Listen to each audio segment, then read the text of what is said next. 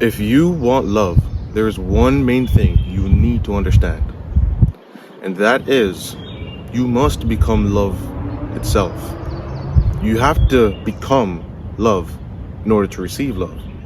Now, I'm no expert on this topic of love, but I have gone through a few things in my life, and I have some amount of experience that I think might be valuable to you.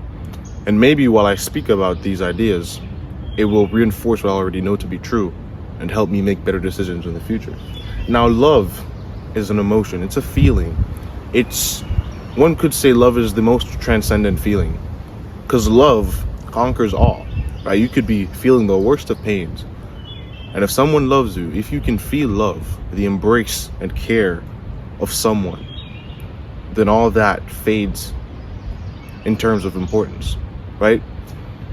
But in order to receive love from anyone, you have to first be willing to love yourself. And as cliche as that might sound, it's true. Hear me out. Hear me out. If you are at perils with yourself, if you're at odds with yourself, you have no peace within yourself, you don't like yourself, then when someone comes around to show you love and compassion and attention, you will merely be attracted to the fact that that person loves you. And then all these negative emotions like narcissism, right? This savior complex that so often destroys relationships will start to seep in. You have to be firm in yourself first. And I know the idea of the law of attraction is becoming more and more popular and people are talking about these things, but it has a lot of validity to it. Love is something you attract by first loving and understanding and embracing yourself, right? Now I'm talking merely about human love. I'm not talking about some transcendent love, spiritual, right? Although love to some degree is spiritual. But what I mean is, in order for you to attract someone who loves you, you have to first be firm in yourself. You have to know what you stand for. You have to be willing to change. You have to be humble, and you have to be willing to move on from your mistakes. Because if you cannot do that for yourself, you can't do that for someone else. And in order to find someone who loves you, you must be first willing to love them. And you can't love anyone unless you love yourself.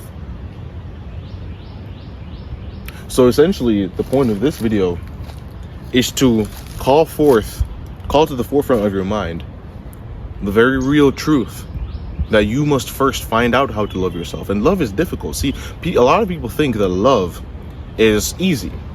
Love is a sacrifice, right? Love is a sacrifice. Because in order to love someone fully and truly, you have to give up some things of yourself. And nowadays, the common discourse, people think that, oh, I love myself, and that means that I come first, what I want comes first, what I believe comes first, right? What I believe to be true is law. That's not what love is, which is why so many of your relationships are failing. You have a selfish view of love. That's not love. Love is self-sacrifice, right? A lot of people think love is easy. Love is hard, but it's love, so it's good. See, love is you sacrificing what you want in the short run for the good and the benefit of both parties. That's what love is, which is why if you truly love your friend, you will tell them something that hurts them as long as it is in the service of their future self. That's what love is. It's a sacrifice. If love was selfish, then it would be okay to trample on your lover's feelings for your own benefit. But it's not, is it? It's not, is it? So what does that imply? That implies that love is self-sacrificing. And if you want love, you have to master the art of sacrificing self. Now, sacrificing yourself does not mean you manipulate the other person by saying, oh, I did this and I did this for you and I did this and I gave up this, thus you must do this for me. That's not what love is. Which is why communication is so important in love. Because it's difficult to articulate what exactly it is you want. Because a lot of people fear that if they articulate what they want, then they might scare off the other party. But if you love someone, you'll be willing to do that. And if they love you, they should be willing to hear what you have to say.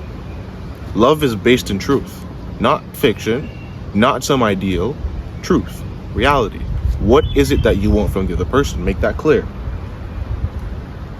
Because once you know that, you will experience the fullest form of love you've ever experienced. Which is why manipulation and lies crumble any and all relationships. The second you begin lying in your relationship, the second you begin manipulating your partner, you've marked the death of that relationship. And I'm not talking merely romantic here. I'm talking in general. Think everything I just said applies to friendships, right? Platonic relationships. It's based on self-sacrifice and truth.